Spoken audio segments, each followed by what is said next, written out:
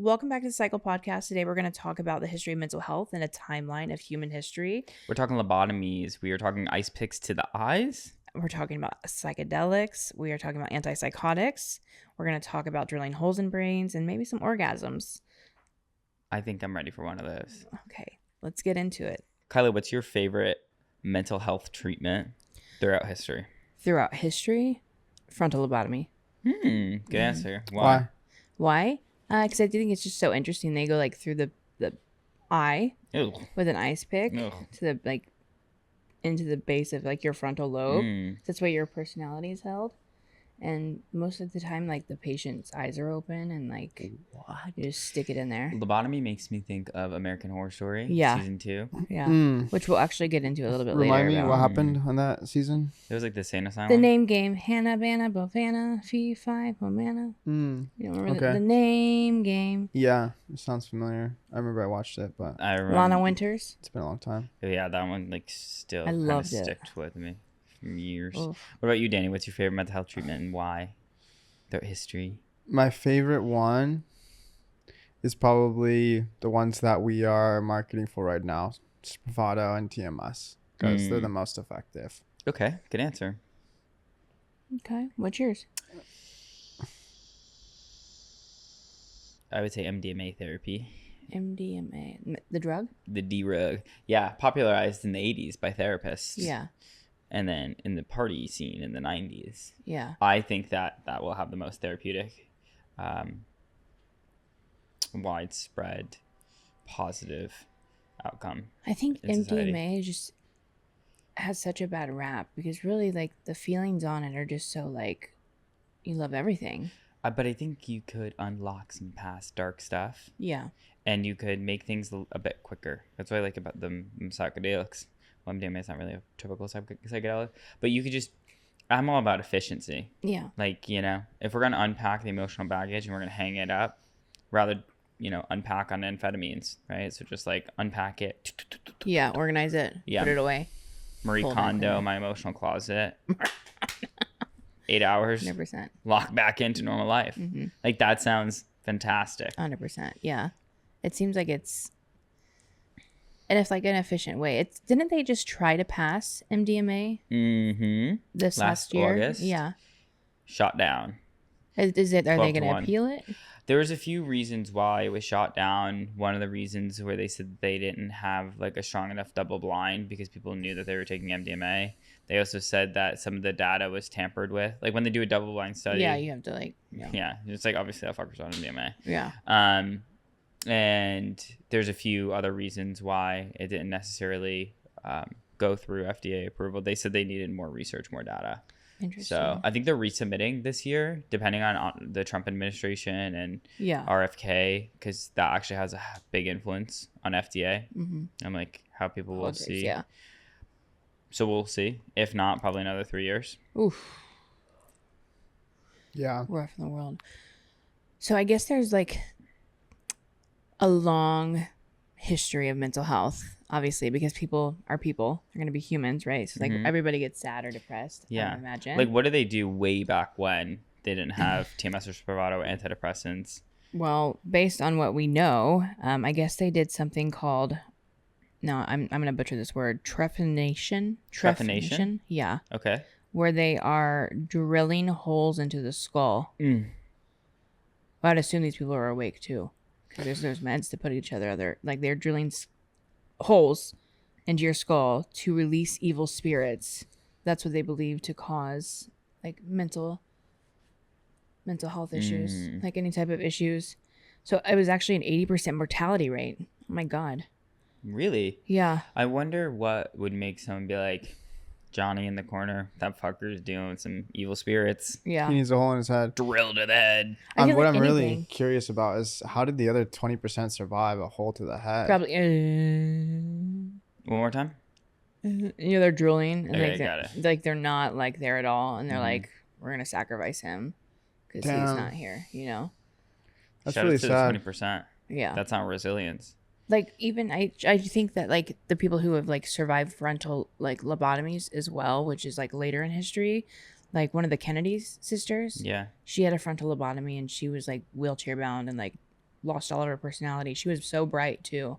And she was like one of the smartest out of all the Kennedy children. And now she was like wheelchair bound and like just locked up and like couldn't talk, couldn't speak.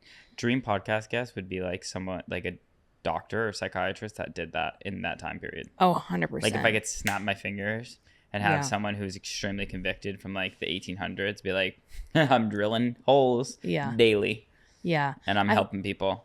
I wonder, do you think Wild. people just somewhere in the world that they still practice some of these things? Like what about like these tribes that are like secluded? You think that there's still like people who are struggling? Maybe they're not struggling. I don't know. Well, Danny's mentioned this a few times on this podcast. Depression is a disease of the soul. And I think people and cultures around the world really, truly believe that. So I'm sure that there are some pretty intense mental health treatments Of course. that are happening, but also can be seen as like spiritual too. Like Exorcist. And, So I think that there is probably a heavy overlap there in cultures that maybe don't have Access. as developed, Yeah. psychology and understanding the intersectionality between psychology and spirituality. Intersectionality. I like that word. It's a good word. What else is on the history book?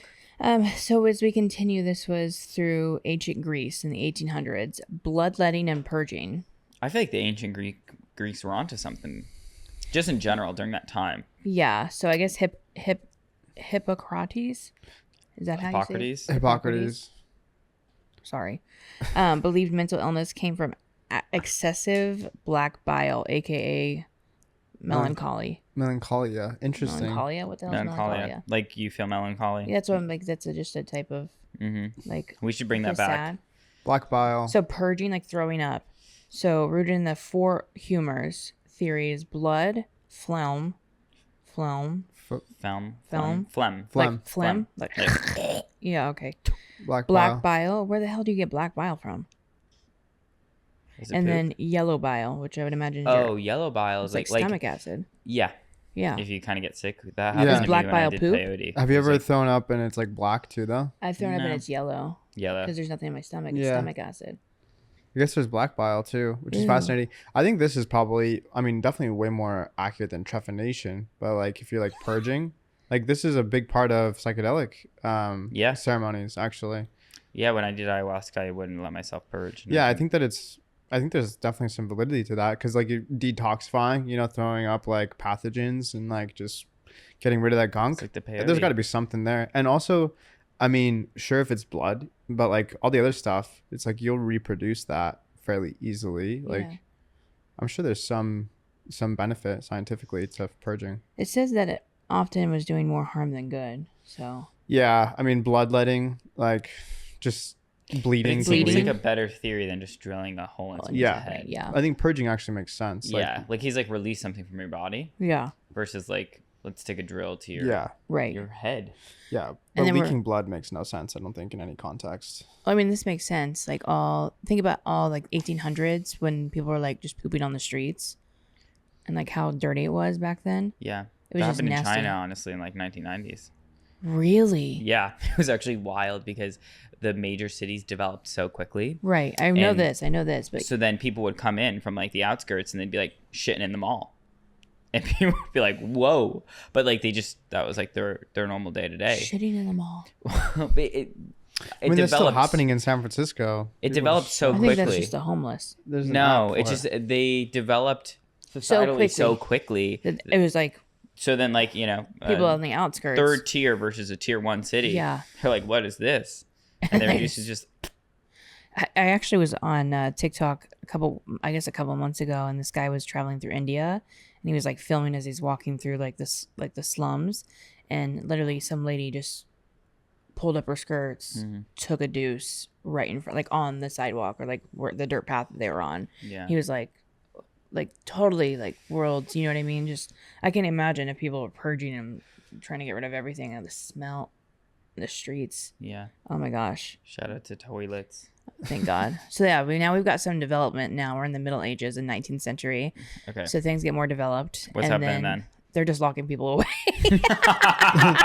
Isolation. They're just isolating. They're putting them in asylums because they don't know what to do with them. That's like way worse. Yeah, you know, like Yeah. the gravest of the human punishments Isolation. is isolation. Severe isolation. Yeah, isn't that crazy? Like, It's you're the so- worst person in the world. They're gonna lock you in a room by yourself, put you in timeout forever. With padded walls, nothing to touch, nothing. Just toss you in the bin. Whenever I think about that, I think about Mrs. Puff. Yeah. Aww. Why? Because remember, When she'd be she's- like laughing. She'd be like, when she would puff out, because SpongeBob would get her all worked up, and Yeah. then they'd like strap her down and throw her in. In the straight jacket. Yeah. The straight jacket, yeah. It's interesting because people with pretty mental hilarious. illnesses were removed from society because they were like, oh, they're different. Something's wrong with them. So they would be like, we haven't, like, what do we do? You know, like, we can't drill a hole in their head. We can't, like, slice them or, like, you know what I mean? Like, there's things that No we're doing is not bloodletting. working. Yeah. So we're just going to lock them up and throw away the key. Like, that happened to the Kennedy sister. Like, this happened to many different people, like, throughout history. That they just locked them up. People, even with autism, not knowing what autism was, they would literally just leave these kids and tons of kids just in cribs So fucked up. and not getting fed, not getting bathed, like disgusting conditions. That's fucked It's up. really, I wish I could go wow. back and show them love on the spectrum. I know. It's really This is difficult. where you're at. It's like, what do you do though if someone's like mentally unstable like that? No, I get I it. mean, Without if the they're resources if they're that we have. violent, then they have to be, right? But like otherwise, like why are you locking up someone who's autistic? Because you know Because what I they mean. But didn't. these didn't They know. can't- You Because know? society also at this time, think about this: the Middle Ages and the 19th centuries, like we're starting to develop, right? As like a society. We're not like on horse and buggies. Like cars are coming into play. Like we're establishing as a society. When? We're thinking 1900s, Okay. 1920s, 1930s, Middle Okay. Ages, Yeah, right? yeah. Lobotomies were still Those are not the happening. Middle Ages. The Middle Ages are like I'm the talking Knights. about thinking about when we're crossing into the century and Yeah. people are their asylums are really up and booming, Sure. or is the high end of the asylums were the 1910s, 1900s, 1920s. That was like the peak of asylums. Okay. And Wow. they know that because what else came out was tuberculosis, and as they were using those places for tuberculosis hospitals as well. Insane asylums. Hmm. What an interesting mix. Yeah. I'm not too sure how when the crossover was, but a lot of those asylums became like TB hospitals. Okay, so how do we get from the Middle Ages to them throwing people away to asylums? Were there any other big treatments in between then and now? Besides from what I have done my research in, yes. Okay, so after we've gotten to in between then or from then? Either. Okay, so after that, while their people are still like in these asylums, Getting locked up. yeah, getting locked up, they're doing insulin coma therapy. What is insulin coma therapy? Doctors induce people into comas with high doses of insulin. What? Yeah, hoping to reset brain chemistry in patients with schizophrenia. Which, I mean, have you ever seen like if you give like a non-diabetic like insulin, like they can have seizures, convulse, they get extremely sick. No, I'm not on Oh, that side yeah. of TikTok. Okay, well, What even is insulin? insulin is insulin. Yeah. It's just like, how can you inject Hey someone? Siri, what's insulin? Peptide hormone produced by beta cells of the pancreatic islets encoded in human by the insulin gene. So I know So- your Hey, pancreas. chat, explain it to a third grade term. So they're like injecting people with this peptide that you need obviously to live. That's like what- Obviously, and it's like what your deficit pancreas is diabetes. produces. Right. And that's why diabetes, like diabetics, Yeah. pancreas, all the issues. Yeah. So yeah, so eventually, this patients would convulse, lose consciousness, and sometimes die. Even phased out. It was eventually phased out due to high risk and questionable effectiveness. Like they didn't see any effective to it. So then we get into more Crazy. modern Tools in the toolbox. Yeah, A black hole 6 feet in. Drill to the head. drills to the head, Insulin to the body. Yeah. throwing up Or purge. or purging. blood loss. We got a lot of options. Wow. Oof. And then we move into ECT, which is electroconvulsive therapy. Still used today. Still used today. So electroconvulsion therapy just provides electrocurrents passed through the brain to induce controlled seizures. So usually the patient's like asleep. Yeah. They're put under. But some patients weren't put under. They were just given I the think there's ECT. something to be said. As I think about it now, I know people are like really against electroconvulsive therapy. And I also think there's a lot of misconception there because some of the providers that we work with really believe in it. No one offers it actually, but like providers and psychiatrists really believe in it. But I think it is similar to the TMS with the magnets because your brain is electrical and chemical and it's Right. basically like sending like shock waves through your brain. Yeah. And it could re-trigger certain neurons to fire. Or chemicals to release. Yeah. Mm-hmm. Electric and then release the Yeah, chemicals. and release the chemicals. But I mean, like in theory, it's like if you have a car, you're like jump starting the car. Right. Or like if someone's dying, you're clear. Yeah. So it's 100%. Like you're kind of doing that for like a melancholy brain. Right. I mean, it makes sense. Like I they can say understand. It's inhumane, but again, like if you look at the research, it is one of the most effective ways to treat your depression. Yeah. But it's just like there's a good amount of side effects, and yeah, it's also fucking crazy that you're gonna put your brain through a seizure. Right. Yeah. Like that, 100%. I kind of would be like, 4th story building, zapping my brain. Yeah. Like, let me just. Right. 100%. I mean, it's a lot more humane than the other options we just discussed. That's true. It's not like people die from it, really. I mean, do they? Sometimes patients would convulse, lose consciousness, and sometimes die. Eventually phase out due to high risk and questionable effective. Oh, that's the other one. Still used today, treatment-resistant depression. Can be highly effective, but still stigmatized. So people can't die. Maybe they have. I don't know. One But- flew of the cuckoo's nest. That's what, you know. Yeah. Yeah. I just feel like, have you ever, I don't know if you've ever seen or watched like old movies when they do the ECT and they like get it wet and they like put it on the patient and it's like these, it's like this metal padding. It's like a padding with like this metal rod that goes to it and they press it and almost kind of like Frankenstein. Yeah. So scary Wow. to me. So interesting. Yeah. I just think that's, I just wonder how that was like thought of, you know, the history of it. Mhm. I would love to have like a specialist just like pop into our little corner. Yeah. 5 minutes, like run through. How'd 5 you find minutes. this, you know? on ECT. Next. Yeah. Drilling holes. Which area did you drill the hole in? Right.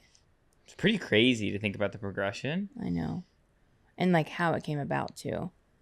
Like what we were doing, like scientists, obviously math and science, you know, is Yeah. coming out and like people are researching and people are trying to figure it out. You would think that these people are also really trying to do good by these patients. 100%. You would hope, right? They have I mean, good intentions. Yeah, like them drilling a hole into someone's head, they're like, no, I'm actually going to help this person like stop suffering. Right. Yeah, I don't think that they're trying to initiate suffering. At least I would hope not. I think that in the older days that they probably had people that were like malevolent and they wanted to like Maleficent? like malevolent. They were like evil, just like Eagle? they were eagles. No, but they were just like Like trying they to thought they like were witches. and yeah, they were, exactly, like, exactly. Yeah. Like Salem witch hunt or whatever. Yeah, Yeah. shit like that. But I think that most mental health providers probably throughout history were well intended. I would hope so. I don't know. But what's next on this list, Kyla? Metrazorol therapy, which is a stimulant-induced seizures that were used Stimulant, to like- shock patients out of psychosis. Stimulant as far as drug goes? Yeah. It's Like a the- pill of some sort, often traumatic and physically violent. It Ooh. was banned by the FDA in 1982 due to extreme side effects. Interesting. So that was only from the 1930s and 1950s, and then we got into the lobotomy phase. there's 30s an to the interesting 50s. pattern of seizures here throughout Yeah. the past few between the insulin coma therapy, electroconvulsive, and the metrazole. They're all inducing seizures, but it's interesting that the electroconvulsive is the one that's considered humane and still used today. Right. I feel like it seems with electroconvulsive therapy, it's like little shocks. It's like bzz, bzz, Yeah. versus the other two seemed like insulin. Like your body doesn't Shocking. need it, so it literally will like go into hyperdrive. Right. And then I don't know about that drug. Stimulant-induced seizures. That's pretty wild. Like just giving like someone a bunch of fucking Ritalin or Adderall and then Oh, tweaking their out. heart. Oh God. Yeah, how could that be good? I feel like that would make you more mentally ill. Well, you got to think like they've tried these on people, right? And if people like were like, "Oh, I feel better," you know, after going through Yeah, that, true. and then they were like, "Okay, so this is working." You know, Yeah. And then it after wears trying off and they go things. even crazier. Yeah. Didn't we miss one about like the women of the past? Yeah, we'll get into that. Cool. Yeah. So then lobotomies. So lobotomies were a surgical procedure. I kind of touched on it, where they would, that severed connections in the prefrontal cortex, which your prefrontal cortex holds your personality, Executive thinking. your executive thinking, who you are as a person. Like it's like the shaping of It's like your your developed frontal brain. lobe. Yeah, Yes, it's your like developed animal, brain. human, prefrontal cortex. Yes, like a huge part of who you are, who I am, who you are, like what we are as humans. It's fucked up. It's the mood center of the brain. Yes. It's like what TMS currently treats too. It targets the prefrontal cortex. Ooh, this is interesting. It was once seen as a miracle cure for everything from anxiety to hysteria. Lobotomies? It was like lobotomies, frontal lobotomies. It could be performed in under 10 minutes. Wow. Think about that. A nice pick to the eye, sometimes without anesthesia. I knew the patients would be awake during it. Think about. Hey, doc, you got 27 ice picks today. Do you know who David Blaine is? David Boyne. David Blaine, the magician. Yeah, he's like in Vegas. Yeah, he pretty much gave himself a lobotomy with an ice pick on live TV. Oh my god! And they like X-rayed it, and then he just like took it out. And I mean, he's fine, but he didn't like. Has to be magic. Yeah, I don't know. Do you believe in magic? In a ice pick's eye. Every time I think of magic, I think of that one guy who was like, "I'm gonna handcuff myself in front of these kids, and if the robot takes down my pants, I'm gonna become a sex offender." Have you seen that? Who is that guy? I don't know. Oh my god! Your algorithm goes crazy. It's the guy It who goes does. wild.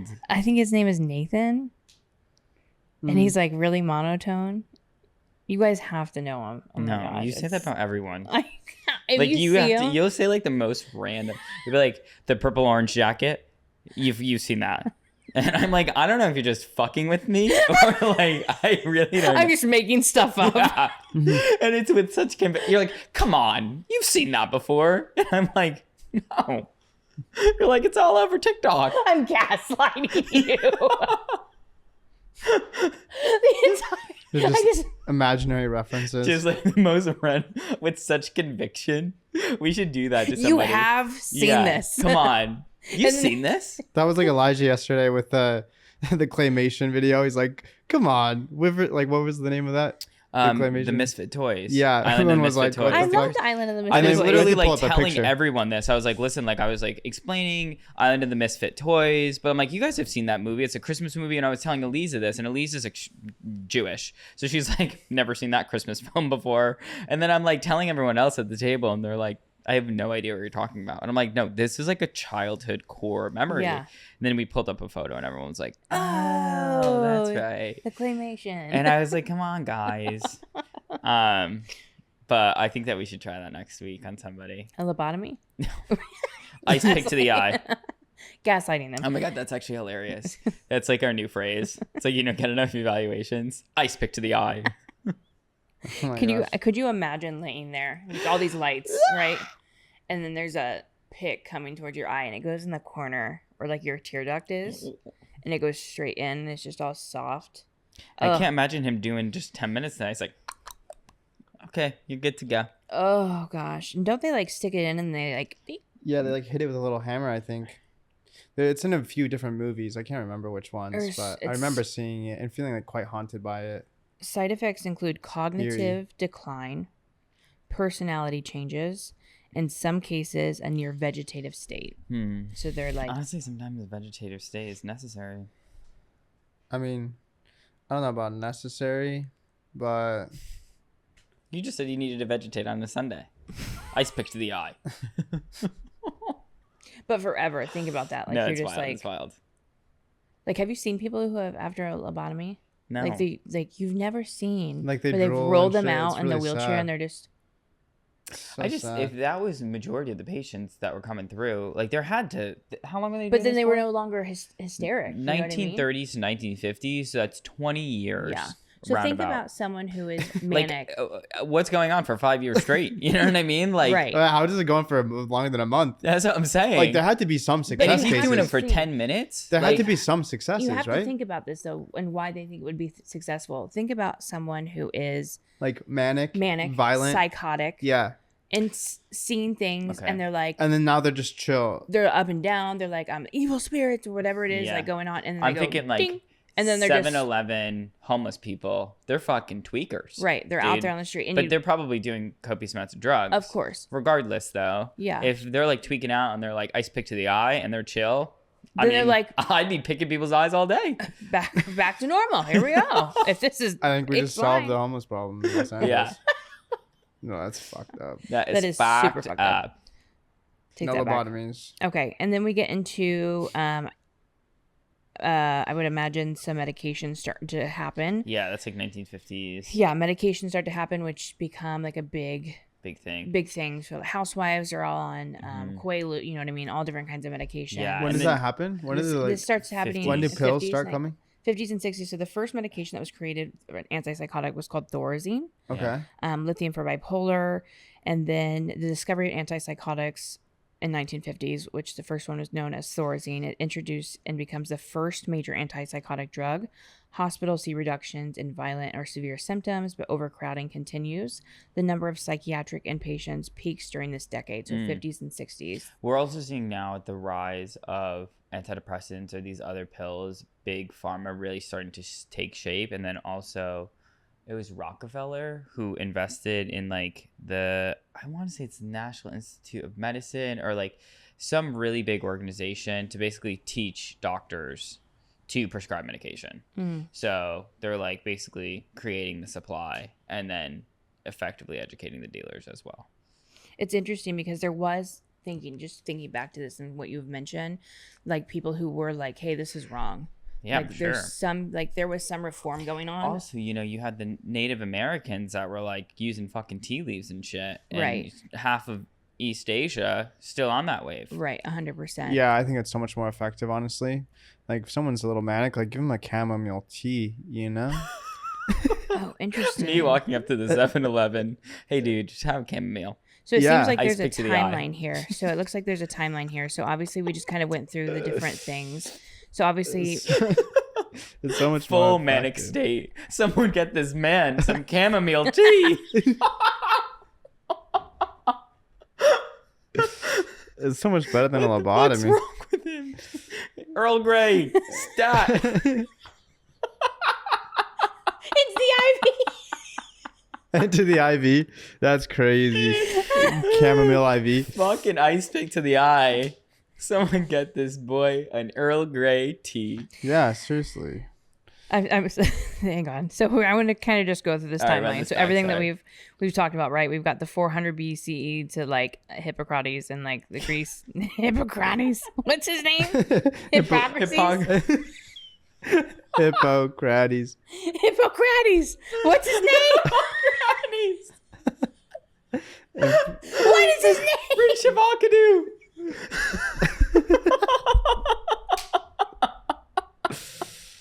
What is his name? Hippocrates. Okay.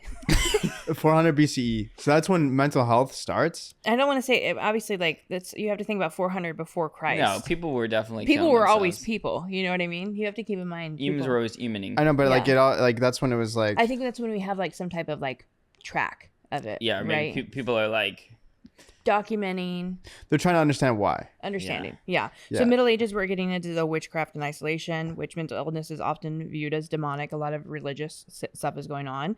People Yeah. with mental illness are confined to our monstrosities or monasteries. monstrosities or monasteries is Or cast out. crazy. Sorry, I'm dyslexic. I understand. I'm not making fun of you because I am not holding the phone. I because of usually this. have to like read a Yeah. couple times before I'm like, you know. Most anxious feeling I've ever had throughout my human experience is being called on to read out loud. Yes. Oh my God. Yeah. 6th grade Elijah would actually turn into a puddle. Yeah. Horrible. Like the popcorn reading. Ugh. Stop. All the kids would just like bounce it back to you. You'd And end I'd up, be like, you'd end up reading like 10 times in one I chapter. literally would just go to the bathroom. And they're And you like, could what just- happened in there? I'd be like, honestly, I slipped and fell. As soon as the kid hands it to you, you can just The hear class all is of over. the Yeah, or I'd be like, skip. And they're like, you can't skip. And I'd be like, I lost my reading voice. Hated it. Yeah. So we're getting into like God is all mixed into the mental health. Women are especially targeted, frequently accused of witchcraft for showing emotional or non-conforming behavior. And then we get into women's hysteria. So this is common in like early 1900s or like the late 1800s. If a woman was seen as hysteric, hysteria is a common diagnosis with women with anxiety, depression, or sexual frustration. They're not getting Okay. believed to cause by a wandering womb, whatever the hell that means. Hysteria reflects a deep-rooted medical sexism. So I think that How would they treat that? In the 1800s, physicians used vibrators, metal vibrators actually, to induce orgasms as a treatment and framing it as a medical solution to female emotionality. They just needed to get off. As a woman, do you feel like there's any validity to that? 100%. Tell me more. There's just something nice to a nice release. Yeah, is it like a dude? Like if you're like feeling a little pent up and you just 100%. 100 like, and maybe I'm different. I don't know. It's interesting. I mean, I don't really understand much about this. So like explain to me like how orgasming affects a woman's mental health. I would say, now hear me out, because I don't want to say like my sexual experience has been like miscued or anything, but in my early like 20s, like 18, 19, when I started becoming sexually active, I didn't enjoy it. I was like, what the is this? Like, this is horrible. Okay. Like, lost my virginity, and I was like, well, that sucks. You know what I mean? I was like, this is horrible. Like, what is happening? Like, it just did not feel right. Like, it just didn't feel good. Maybe it's the people I was sleeping with. I don't know. Like, it just didn't feel good. And then it wasn't until I had gotten with a woman when I was like 18, and I was like, okay, like, this is what's up. You know what I mean? And then phased out of that and like started to get back with men, and I'm like, okay, either I'm like just a lesbian or like something's wrong with me. And then it wasn't until I think I had hit like my sexual peak, and which women have a sexual peak. Most men have it really early on, like 18. Women's kind of happens later in their age, between like the ages of like 27 to 35. That's their sexual peak. As in like when they're the horniest? They're horniest. They feel like the most comfortable with their body. They're most relaxed. And I hadn't had like there's two different, hear me out. I'm going to be a little honest here. There's two different ways a woman can have an orgasm. Yeah. Right? There's a clitoral orgasm. Okay. Then there's a vaginal orgasm. Which one's better for your mental health? I have no idea. I would say both. Speaking from experience. I would say both. I had never had like a vaginal orgasm until I was with somebody that I was in love with. Oh. And maybe it was just like the emotion behind it, and like, and you could tell the difference between the two. 100%. And it's even greater when you have both of them at the same time. Whoa. 90% of women will never have a vaginal orgasm. Why? Because they just don't get there. The man usually, the guys aren't doing it right, or they only take care of themselves first. So they don't have the patience, because it takes time to find time. You like the time for a vaginal orgasm, like you have to like get things ready, like take it slow. It's not just like, you know what I mean? Bang, it's not done. Like bang, bing, wham, bam, thank you, ma'am. Like, it takes time to get there, and you have to be like comfortable. Sometimes people need other things, like other stimulation, other places, nipples, whether that's the clitoris, you know what I mean? Like, other places need to be stimulated for that to happen. Right. Not always. Some people can just do it, but like I said, 90% of women will not. Because the first time I felt it, I was like, something's wrong. Like, I was like, the shaking.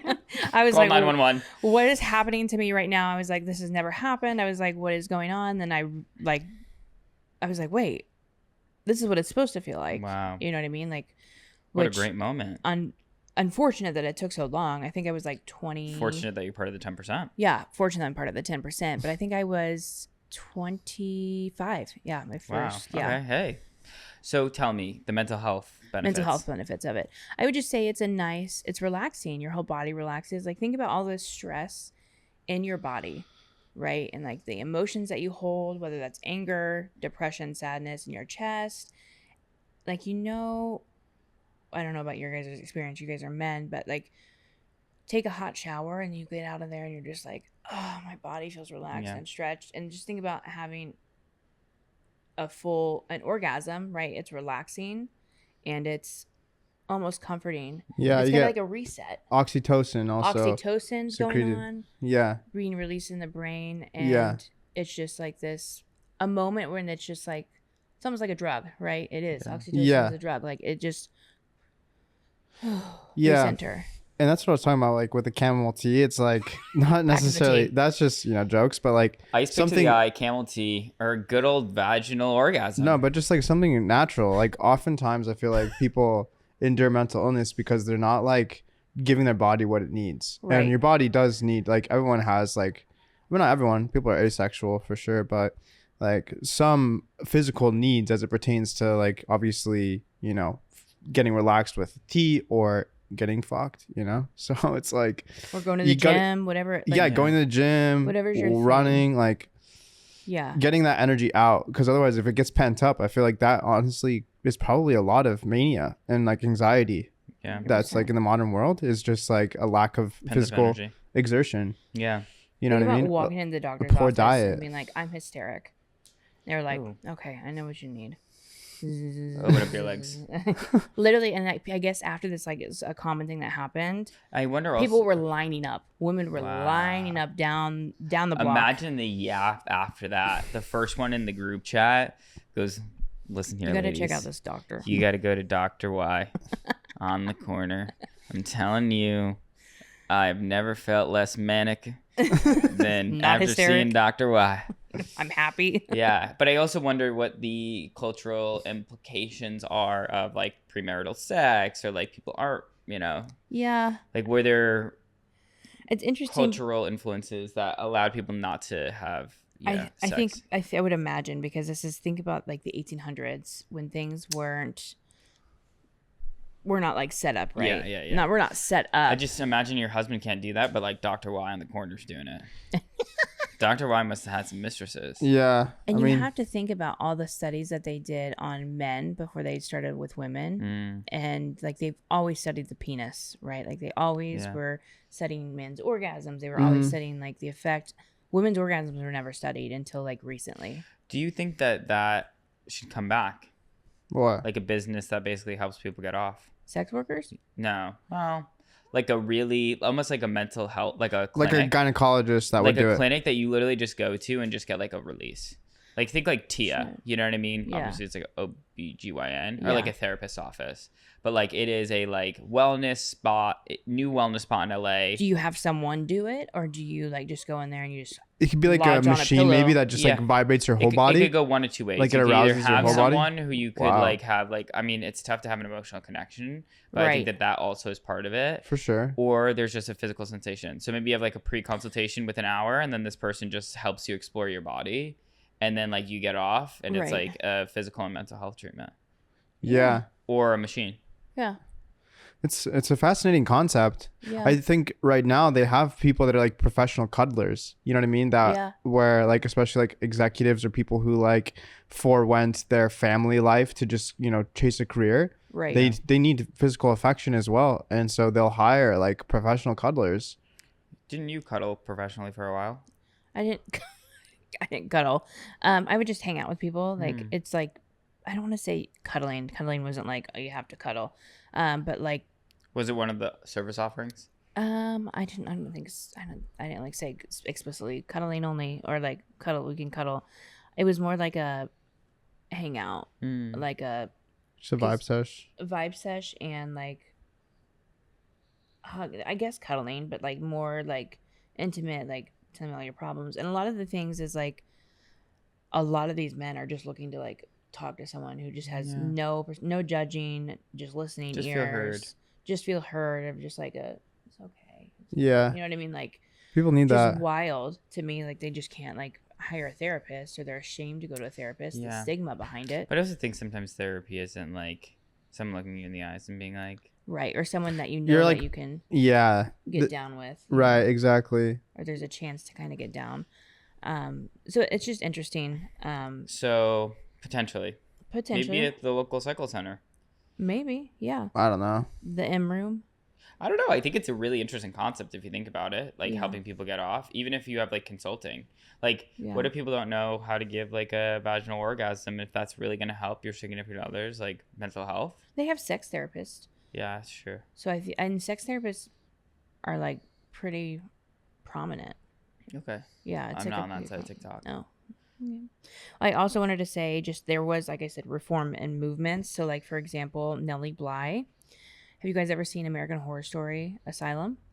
Yeah, we just talked about it. Yeah. So, have you seen it? I think so. That's actually based off a true story. Okay. Nellie Bly went undercover to an asylum for 10 days to spread awareness about what was going on in the mistreatment in the asylums. She wrote a book in the 1887.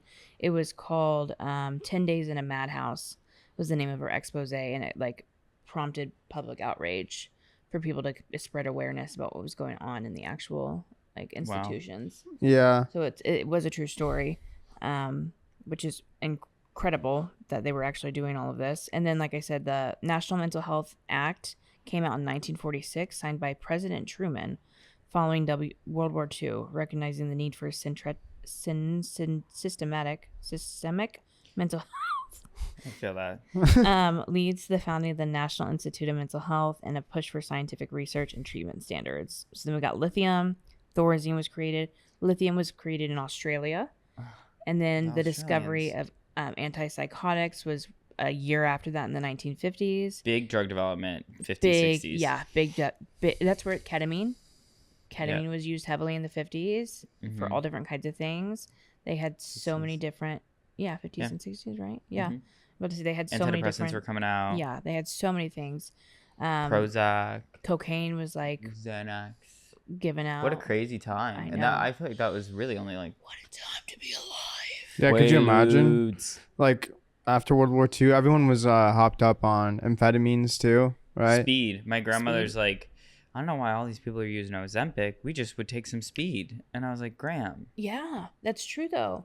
Like half of those people, my grandma was like, and that's the funny thing now. She was like, I wish it was back in the day because I would just be up vacuuming. That's what she said. She's like, back in the day, I just take a bit of speed. Yeah. And I'm like, wow. We get everything done. And it's interesting because thinking about like the 1950s, and that was like the proud point in America, right? Like Kennedy, like I think the turn of the era, like TVs Post World War coming II out. was big. Yeah, TVs are coming big out. Big win for US. Like big win. We're for talking America. about going to the moon. You know what I mean? Like all this like space. And that Movies, was like the hype. Yes. Microwaves, Marilyn refrigerators. Monroe. The nuclear family. Nuclear family. Like it was like the turn of the century is what they call it. And it's like a big staple. Imagine like all of us would be having our own nuclear families at this point. I know. That's what I always think about. If we were to be like, we would all be married. We would all have kids. We wouldn't be like where we are right now. I want to be working. Yeah. You know, I'd be a stay-at-home mom. Doing a whole bunch of speed. And vacuuming. And that's the thing is I always think back to that of how successful we were at that time. Maybe it was due to the drugs.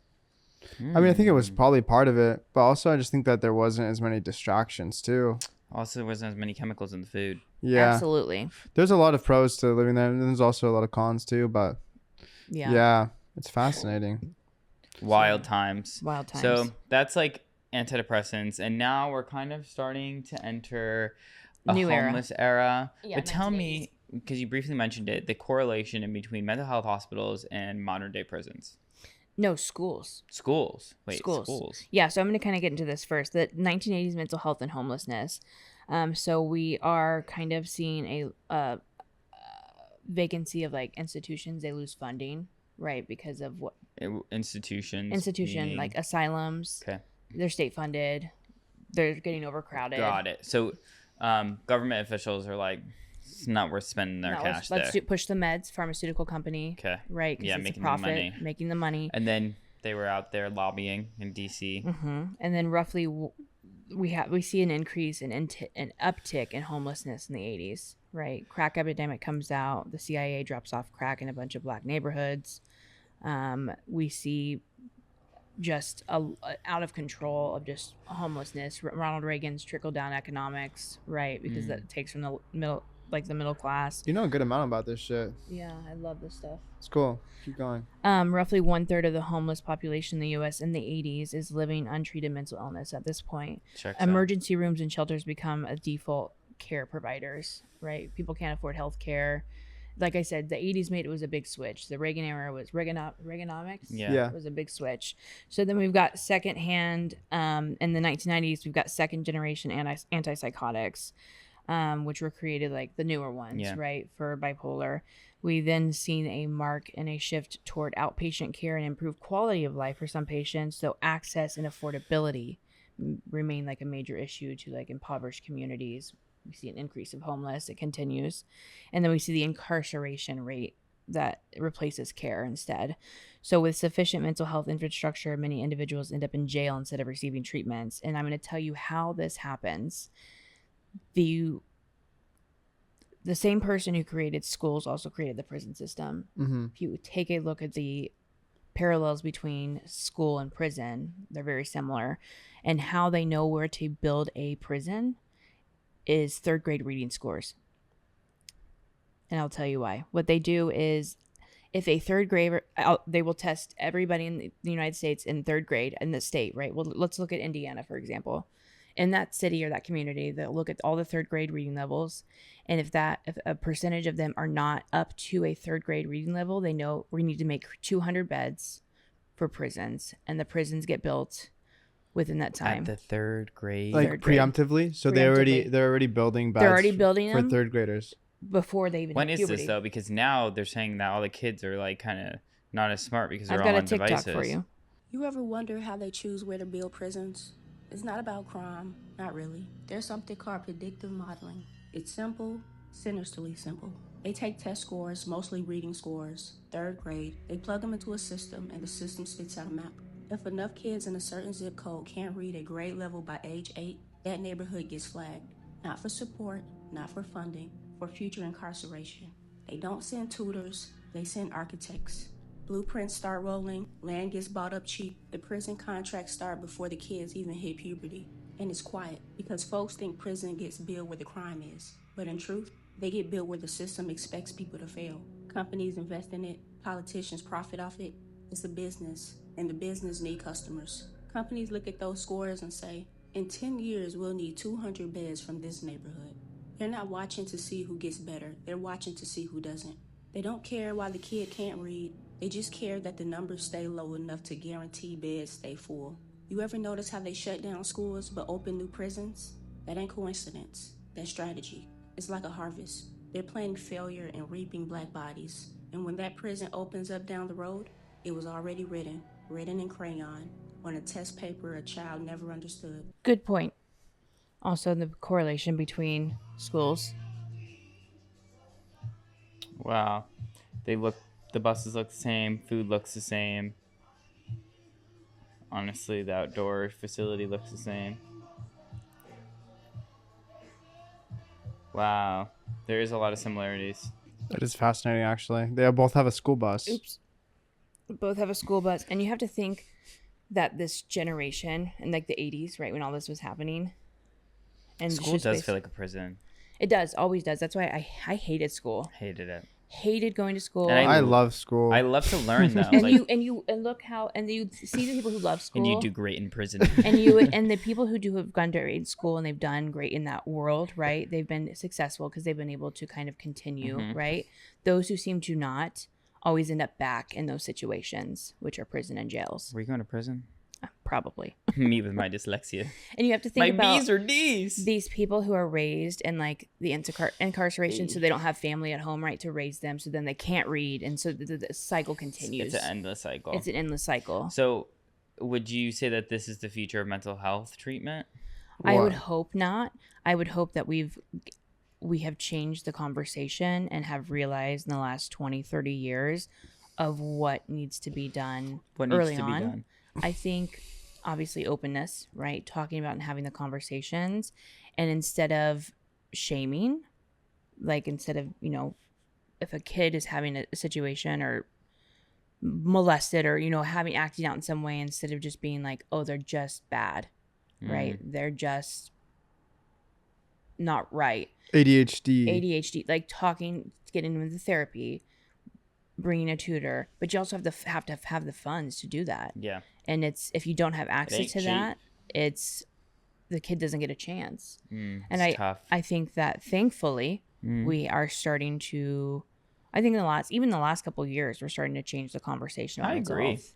It's really turned, I think, since COVID, especially. Yeah. Just the conversation around mental health.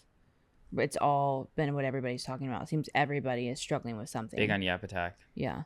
Mental health edition.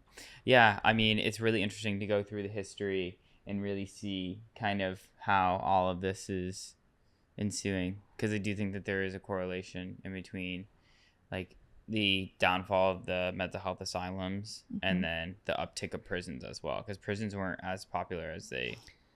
There's actually a great graph. If you look at this graph, Americans held per 100,000 adults mental health hospital, the decrease in mental health hospitals and the uptick in prisons that were built. it looks like there's a stark drop off around the 70s, late 60s. There's about 600 people per 100,000 that are in mental hospitals.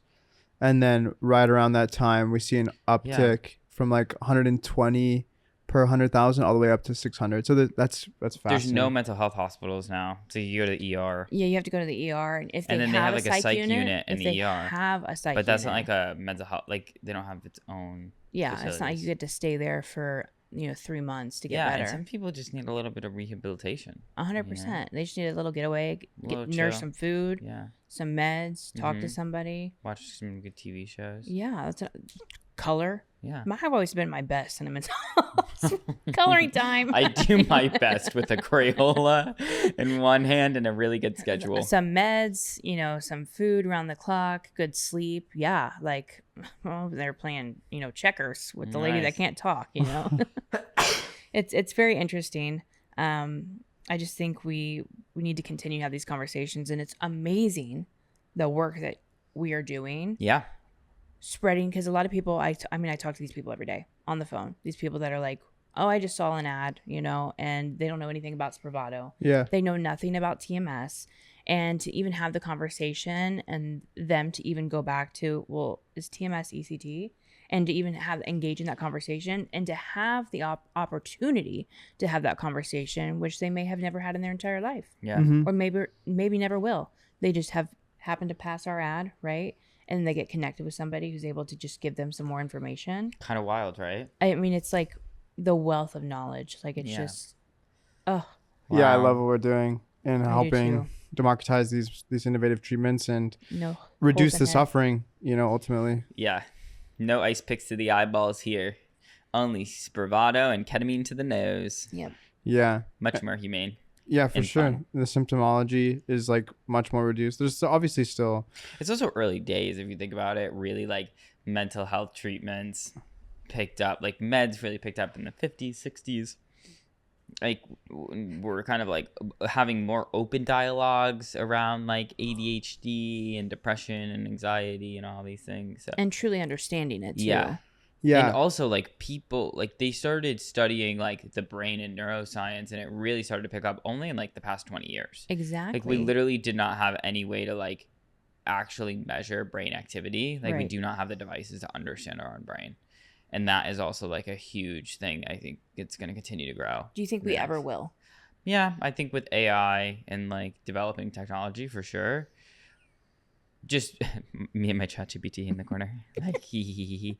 But I genuinely think that we are going to modernize treatment, mental health, behavioral health, physical health, like at a rapid pace. I mean, look at the Ozempic. Yeah, yeah. Drug development is going to like rapidly increase based off of like AI computing, right? Yeah. Like the intersect between the rise of AI and then mental health treatments, I think is only going to continue. I mean, do you think it's going to hurt us also by like taking jobs and? Okay, so over the past 2 to 3 weeks, I have a new best friend, and her name is ChatGPT therapist. My friend put me on. Okay, Martique. No, I'm telling you, wow. Like I would post those memes on the Break the Cycle page, and they would like give like me and my ChatGPT, like me and my ChatGPT therapist, and I thought I was friends with my ChatGPT. We are fucking linked arm in arm. That motherfucker knows me. And honestly, take the data, give it to China, make me a case study, whatever you got to do. Like, but wow, like breathing clarity into my day-to-day mantras, journal prompts, meditative, somatic healing. It is so intelligent. So intelligent. And then it's like, honestly, you need to go see a fucking real human being. But I'll be here for you as your side chat. And I'm like king or queen or ding or bow or I don't know, whatever the fuck. Yeah. So good. So good. So good. That's amazing. Yeah. Yeah, now ChatGPT has it's wild. Yeah. Now I understand why people fall in love with them. Oh, easily. I'm falling in love with my therapist. It's just, it really is breathing clarity in moments that you could just like also hit the button and chat with it. Yeah. And just be like, yo, like this is what's kind of coming up. How do I work through this? Yeah. And radical perspective taking like it just allows you to look at different vantage points. It allows you just to like say some things or even like externally process. It's a really great tool. Yeah. I've used it. I've like have not realized, and obviously like in the last year, it's obviously like gotten better, right? The last year it seems to be like this really like explosive tool. Like I have sat at home and been like, I have a business idea, and like prompted into ChatGPT, and she literally spit it out for me and was like, "This is what you got to do to start. This is what you got to do." Blah blah blah blah blah. I don't know what the future of mental therapy and like AI looks like, but wow, like these past few weeks, I am like dead set on it. Like so dead set on it. I think that it is such a great resource. I mean, I pay like $20 for like ChatGPT a month, but like even a free version, like it is so good. And I 100% do not think that it's a replacement, but just to be able to like process, and that's like 2025. Yeah, I wonder how long. 2027. I think it's just a matter of time before it's going to be even better than a human. And also, it has so much input data too, right? Like I think like humans, it's great, but it's like I'm sure that chat is getting fucking run up by thousands of people that are running into similar problems as me, and like chat is just taking that data and being like, you know. Now we know what John did in Italy, so I'm gonna give this to Elijah. Exactly. And I'm like, let's centralize the data. Like, give me tips that's working for John. Like, get that shit over here. Yeah.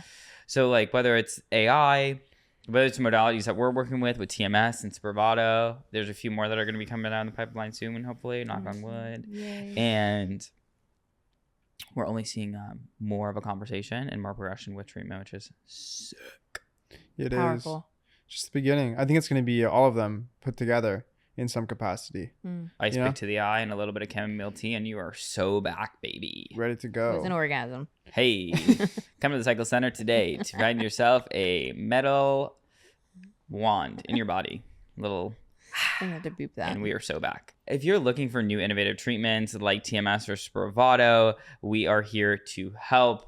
There's going to be so much innovation, and you know that your besties at Cycle are going to be on top of that shit. So if you're looking for insurance-backed treatments and a look outside of an ice pick or chamomile tea, feel free to hit us up at cyclehealth.com, top right corner, find treatment, and we will take your insurance. We will reach out to you. We will find you the help that you need because we are your mental health besties trying to help you help yourself. Hell yeah.